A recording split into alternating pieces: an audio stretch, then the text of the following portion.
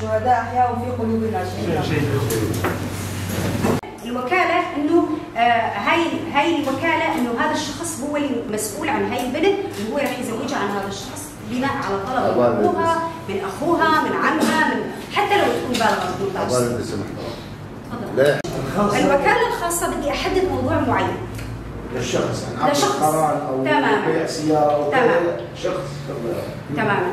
خصوصا بموضوع الزواج، بانه انا لما اوكل شخص مو من حقه هو يزوجني على رايه او على كيفه هو بدون ما انا اكون موافقه. مو شرط انه يكون عنده وكاله معناته هو يحق له انه هو يزوجني على كيفه. بموضوع الزواج الوكاله ابدا مو مقبوله بدون موافقه الشخص المعني. مثلا لو كانت البنت ما في هناك مله او كذا هذا يجي او فورا نسوي عقد زواج مع الشخص والنفقات وحتى الهدايا سواء كانت قيميه او مفيده. طبعا هون هي الخطبه بعد ما صارت هي الخطبه صار خلاف بين الطرفين بين الرجل والمراه.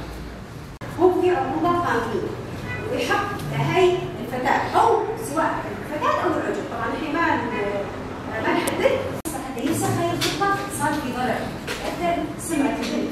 صح ولا لا؟ احنا ما نقول هيك انه تاثرت سمعه هي البنت لان هي طبعا هذا الشيء. الزواج هي جزء غير قابل للقسمة.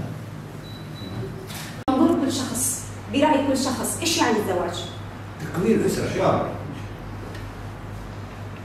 المجتمع ولتحقيق مبدأ الحياة التشاركية وترسيخ مفهوم العائلة الديمقراطية.